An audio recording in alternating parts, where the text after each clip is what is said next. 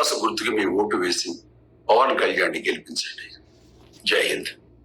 కొడుదల పవన్ కళ్యాణ్ అమ్మ కడుపున ఆఖరివాడిగా పుట్టిన అందరికి మంచి చేయాలి, మేలు జరగాలి అనే విషయంలో ముందువాడుగా ఉంటాడు. తన గురించి కంటే జనం గురించి ఎక్కువగా ఆలోచించే మనస్తత్వం నా తమ్ముడు కళ్యాణ్ బాబుది. ఎవరైనా అధికారంలోకి వచ్చాక ప్రజలకు ఏదైనా చేయాలనుకుంటారు, కానీ కళ్యాణ్ తన సొంత పవన్ కళ్యాణ్ అమ్మ కడుపున ఆఖరివాడిగా పుట్టిన అందరికి మంచి చేయాలి, మేలు జరగాలి అనే విషయంలో ముందువాడుగా ఉంటాడు. తన గురించి కంటే జనం గురించి ఎక్కువగా ఆలోచించే మనస్తత్వం నా తమ్ముడు కళ్యాణ్ బాబుది. ఎవరైనా అధికారంలోకి వచ్చాక ప్రజలకు ఏదైనా చేయాలనుకుంటారు, కానీ కళ్యాణ్ తన సొంత సంపాదనని కౌలు రైతులు కన్నీళ్లు తుడిచేందుకు ఖర్చు పెట్టడం, సరిహద్దు దగ్గర ప్రాణాలుండి పోరాడే జవాన్ కోసం పెద్ద మొత్తం అందివ్వడం, అలాగే మత్స్యకారులు ఇంకా ఎందరికో తాను చేసిన సహాయం చూస్తుంటే ఇలాంటి నాయకుడు కదా జనానికి కావాల్సింది అనిపిస్తుంది.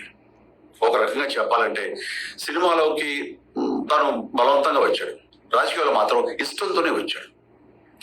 ఏ తల్లికైనా తన కొడుకు కష్టపడుతుంటే గుండె దొరుకుపోతుంది. అలాగే ఏ అన్నకైనా తన తమ్ముడు అనవసరంగా మాటలు పడుతుంటే బాధ వేస్తుంది.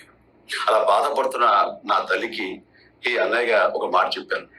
నీ కొడుకు ఎంతో మంది తల్లుల కోసం, వాళ్ళ బిడ్డల భవిష్యత్తు కోసం చేసే యుద్ధం అమ్మా ఇది.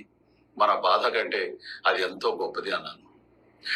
అన్యాయాన్ని ఎదిరించకుండా మౌనంగా ఉండే మంచి వాళ్ళ వల్లనే ప్రజాస్వామ్యం మరింత నష్టం అని నమ్మి జనం కోసం జన సైనికుడు అయ్యాడు. తాను బలంగా నమ్మిన సిద్ధాంతం కోసం తన జీవితం రాజకీయాల్లోకి అంకితం చేసిన శక్తిశాలి పవన్ కళ్యాణ్. ప్రజల కోసం, రాష్ట్ర భవిష్యత్తు కోసం ఆ శక్తిని వినియోగించాలి అంటే చట్టసభలో అతని గొంతు మనం వినాలి. జనమే జయను నమ్మే జనసేనాని ఏమి చేయగలడో చూడాలంటే మీరు పిఠాపురం ప్రజలు కళ్యాణ్ గెలిపించాలి.